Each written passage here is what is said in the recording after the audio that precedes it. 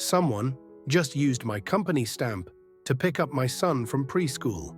A stranger's name, my office seal, on a school form. I thought I was building an empire, but I was just handing them the key to my home.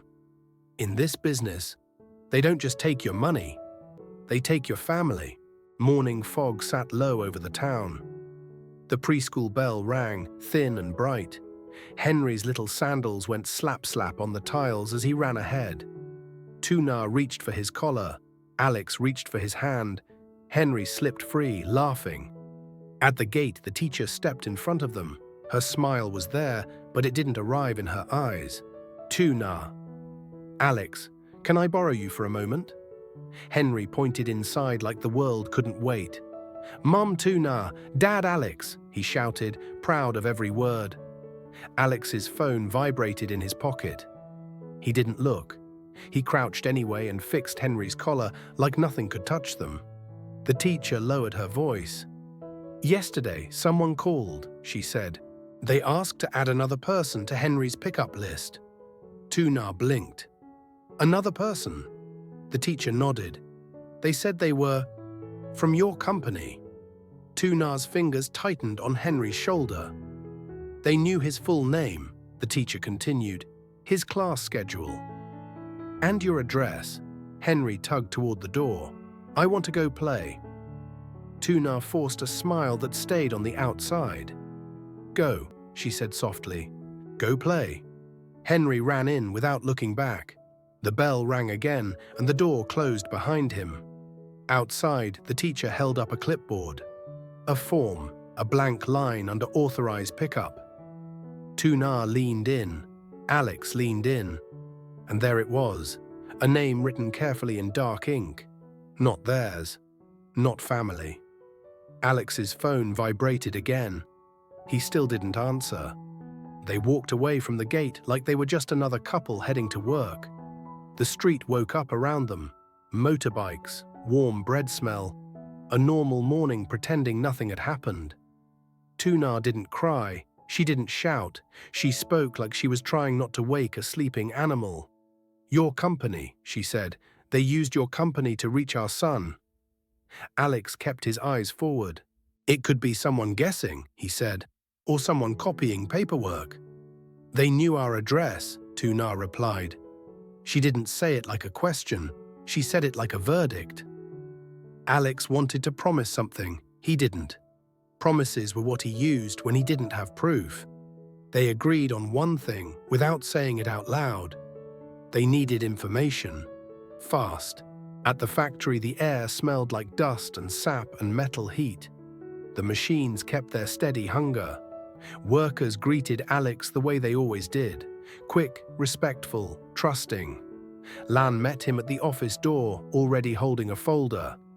Partners pushing, she said. Inspection is tomorrow morning. If we miss the slot, shipment moves. Alex didn't sit. He didn't open the folder. Did anyone here call Henry's school? He asked. Lan's face stayed smooth. No, she said, too quick. Alex looked past her to the desk. Lan's phone lay there, screen still awake. A call log, fresh. He didn't accuse. He just turned the phone slightly with 2 fingers. There it was, a number he didn't recognize, and beside it, preschool. Lan swallowed. They called me, she said, voice careful. They asked if your office number was correct. Alex didn't blink. So you called back, he said. Lan's eyes flicked away once, a small betrayal that felt enormous. I just confirmed the address, she admitted, only because they already had it. Tu Na's words hit him again. They knew our address. Alex's phone vibrated in his palm. He didn't look at the screen. He put it face down on the desk, like he was pinning something alive. You don't touch my family's paperwork again, he said. Lan's mouth opened, closed. I was protecting the deal, she finally whispered. Alex leaned closer. And you used my son's school to do it, he said. Lan's voice tightened. Alex, if we lose this inspection... He cut her off, calm but sharp. Get me every message you sent this week, he said. Every call, every quick fix. Lan hesitated, then nodded, but the nod didn't feel like agreement. It felt like calculation. On the drive back, Alex kept seeing that line on the form, a stranger's name, a neat hand, a stamp from his own world. Tuna waited at the bamboo fence, not inside the house, a boundary that didn't need words. Alex held up the copy the teacher printed. "There's no ID," he said, "just a name." Tuna didn't take it right away. She studied his face first. "Lan?" she asked. Alex paused, half a second too long. Tuna finally took the paper. Her voice stayed level. "If Lan can confirm our address," she said, "then who else at your company can reach our son?" That night, Henry slept early. New rules tire children out. Adults don't get that mercy. The house was quiet in the way a locked door is quiet. Safe looking, not safe feeling. Alex's phone vibrated on the table once. He didn't touch it. He stared at it like it might explain itself. Tuna opened a notebook. Not dramatic, not a threat, just pages filled with small truths. Henry's school hours, Henry's fever nights, her stomach pains, the days Alex came home after midnight and said, "I'm fine." Alex's mother poured tea without asking. Vi sat near the doorway, watching more than speaking. Tuna placed the form in the center. "I'm not trying to win," she said. "I'm trying to protect." Alex tried to speak. His mother cut in, firm and quiet. "Let her finish," she told him. Tuna nodded. "They used your company name," she said. "They knew our address. And they chose a place where mistakes don't get a second chance." Vi leaned forward and picked up the paper. She turned it over slowly. Then her face changed. "There's a print mark," Vi said. "See this? This isn't handwritten paperwork copied at school." She pointed to the bottom edge. "This came from a company printer." Alex's stomach dropped. "That's not possible," he said. Vi didn't lift her voice. "It's possible if someone printed it at your office," she replied. Tuna looked at Alex like she could see through every excuse he hadn't said yet.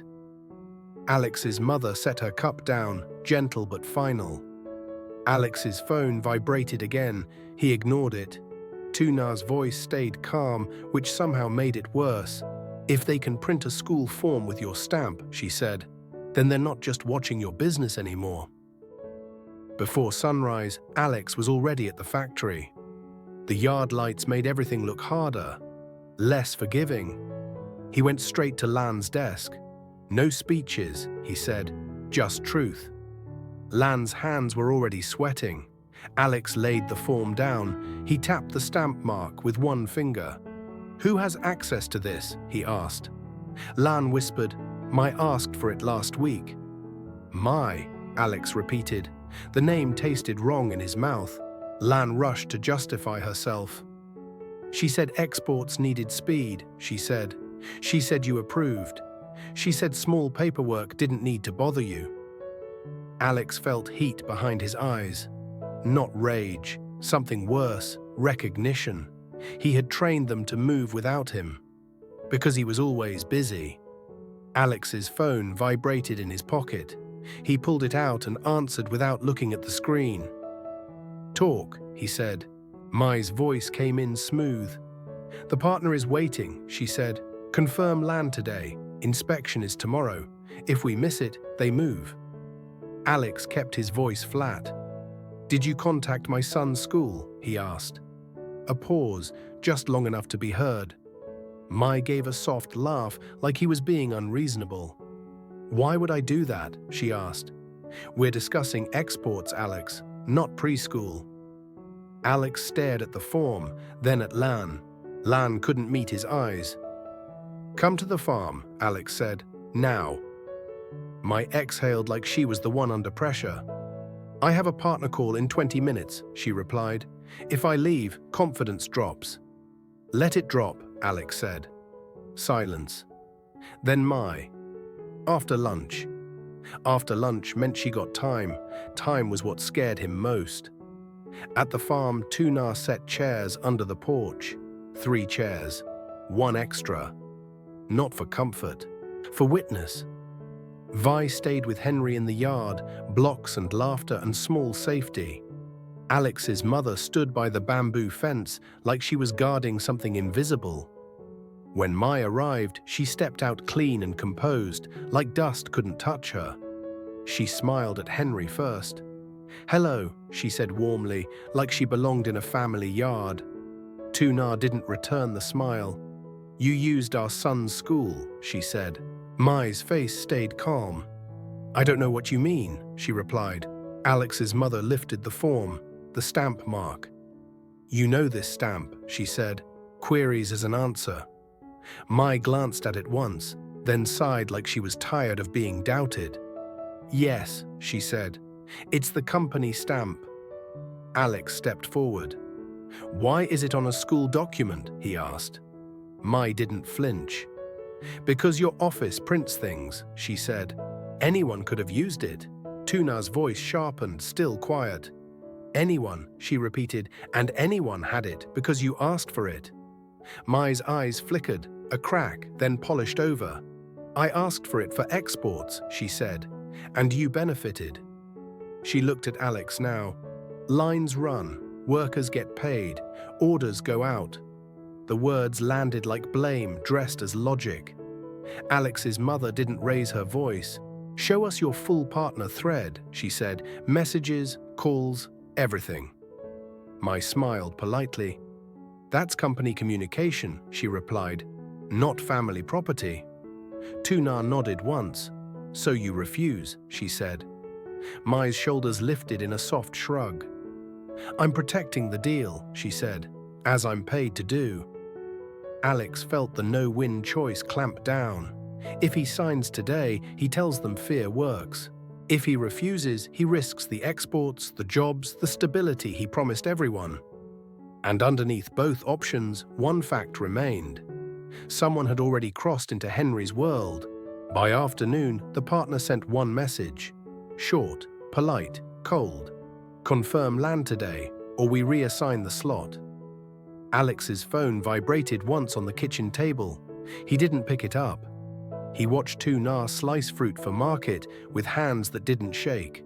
Henry ran through the yard shouting names like he was counting blessings. Grandma, Aunt Vi, Mom Tu Na, Dad Alex. Each name hit Alex like a reminder. Names could be used, names could be written down by strangers. Alex's mother checked the new camera feed on her phone. She didn't announce it, she didn't explain it. She just watched the gate, watched the road, watched the corners where people hide when they don't want to be seen. Tu Na packed the basket. "I'll be back before Henry sleeps," she said. Alex tried to stop her with gentleness. "You don't have to go." Tu Na looked at him steady. "I need to stand on my own feet," she said, "so nobody can turn me into leverage." Bartang arrived at the fence with eggs and greens. She looked at Tu Na's belly and nodded like a quiet prayer. Then she looked at Alex. "Warm houses attract cold hands," Bartang said, plain and heavy. That evening, Alex went back to the factory alone. He sat in the office with the partner contract open. The signature line looked too clean for what it was asking. He opened the email thread, scrolled, stopped at his own message from weeks ago. "We can secure staging land quickly." His words, his speed, his decision made without family in the room. Alex's phone vibrated again, a number with no name. He didn't answer. He held the pen, put it down, picked it up again. He realized the hidden cost wasn't money. It was the way his silence had taught people how to move around his home. Morning fog returned like nothing had changed. The preschool bell rang again, thin and bright. Henry's sandals slapped the tiles as he ran toward the gate. He waved without fear, because children believe the world is held together by routines. Tu Na walked him in, Vi beside her. Alex followed a few steps back, like he wasn't sure he'd earned the right to stand close. Alex's phone vibrated once in his pocket. He ignored it. He watched Henry turn and shout, "Mom Tu Na, Dad Alex," like it could keep them all in place. At the office window, the teacher appeared again. Her face was apologetic before she even spoke. "I'm sorry," she said. "There's another email." Tuna's stomach tightened. She stepped closer and saw the new form on the desk. A scanned ID attached, a new name, a new attempt. Alex leaned in behind her. His eyes caught the header line first, sent from "My Tuna didn't turn to him." Her hand moved slowly to her belly. Not panic, a quiet claim. Outside, Henry was already running toward the toy corner, trusting the day to stay normal. Alex's phone vibrated again. This time he looked. Final confirmation by noon. Alex stared at the screen, then at the form, then at Henry. He didn't speak. He didn't promise.